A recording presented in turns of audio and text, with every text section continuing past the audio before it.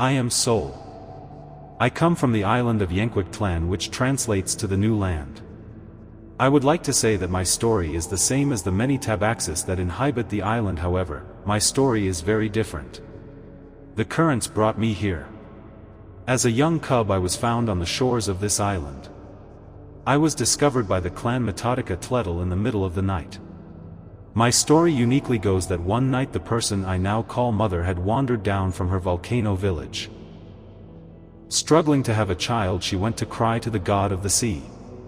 As she kneeled on the shores of the sea crying to the god Vi to bless her with a child, she heard a cry echo back. She stood up and followed the sound until she came upon a basket. She tells me that night was one she would never forget.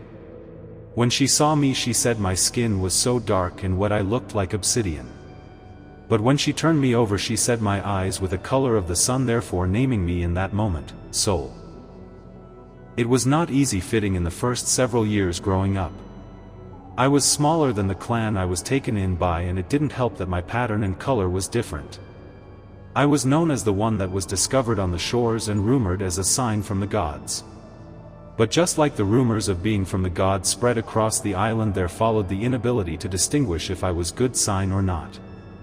In my younger years I was often bullied by the others in clan. Being smaller in stature, they would pick me up and carry me out to the shore, threatening to throw me back into the sea. My mother would always come to my defense, however, seeing that she was the wife of a chief and had the ability to punish those who targeted me. But I didn't think this would solve the problem. So I was determined to learn how to defend myself. I spent many nights training with those older than me, earning their respect and transforming my physical strengths. The clan that took me in is called Metodica Tletl, which translates to dancing fire. Our clan watches the volcano on the island. They are considered the guardians of the volcano, watching it day and night and informing the rest of the islanders of its activity.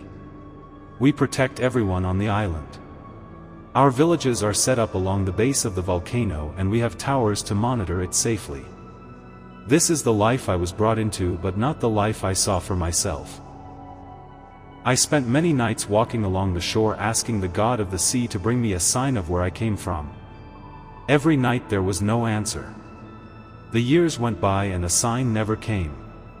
But I never lost hope. Every day I did what I was supposed to do. I took care of my clan and I protected the islanders, but deep down inside I knew I had a purpose outside of my circumstances. When I was finally of age, Mother told me I had an opportunity to go to the monastery on the island as a student. Many young Tabaxi were offered the opportunity to become a student, but many turned it down to stay with their clan. At this time I was no longer considered the runt of my clan. I was bigger than most. I was strong, I was disciplined, and I was motivated to do more. So after the first conversation and her and father's blessing, I left for the monastery. It was located on the other side of the island, the furthest end away from my home village. It was a part of the island I had never explored or been to before. The night before I left, Mother made me a gift. She had kept the basket she had found me in and decided to take the woven husk and make a waistband, a leg band and arm bands for me. Her words as she put them on were, "This is my gift to you, that in your journey you are able to find where you come from, but always remember that it is with us that you belong." When I arrived at the monastery I was overwhelmed. The diversity was shocking to see, especially since I had only really ever been around my own clan. But it was nice to fit in for once. To no longer be the outcast because everyone was unique. When I began training I became someone else. I felt more empowered than I ever did in my life. As a result I became a model student, excelling in every area of our training and helping other students along the way. I was determined to do and be my best. But wanting to know where I came from was an ongoing struggle. I didn't have access to the ocean from the monastery, but I could see it from the building walls. For several years now I had stopped visiting the shore and stopped asking the god of the sea for a sign. It was no longer a part of my daily life. All I cared about was the monastery. All I cared about was discipline and self-sacrifice. It was at the monastery where I started to give up the hope of finding where I came from. I started to believe that this ongoing struggle was starting to deter me from being fully focused at the monastery and my full potential. I decided I was going to let this desire go. I believed this was the ultimate struggle in my life and that once I let it go I would finally be free. This would help me return back to my clan after the monastery, fully devout to whatever life my parents wanted for me.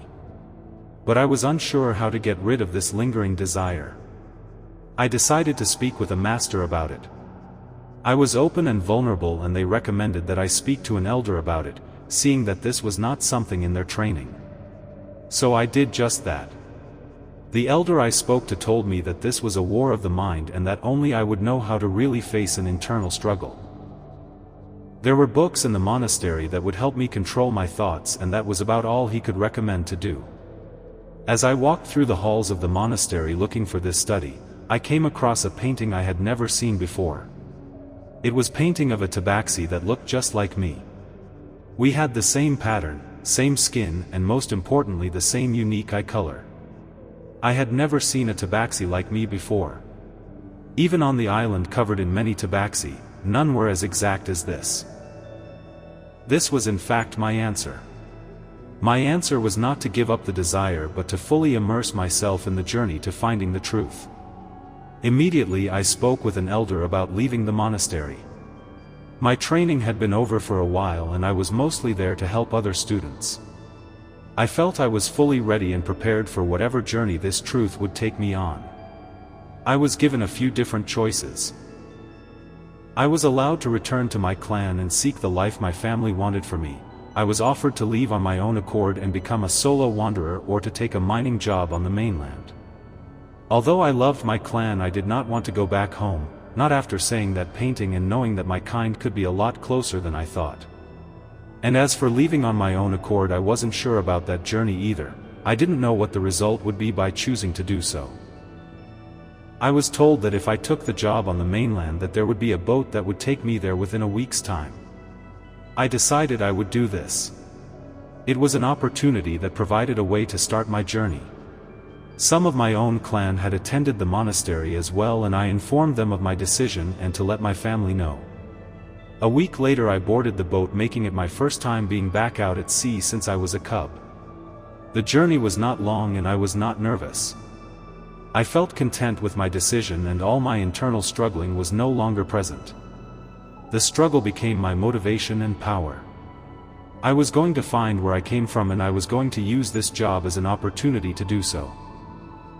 Or at least to get me closer to finding out. When I arrived at the mainland I was greeted by individuals who led me to where I would begin and train. A mining town, how exciting. My physical aspects were a huge bonus and my mental clarity and training helped me focus on the job. Again I was determined and ready to conquer the next chapter of my journey.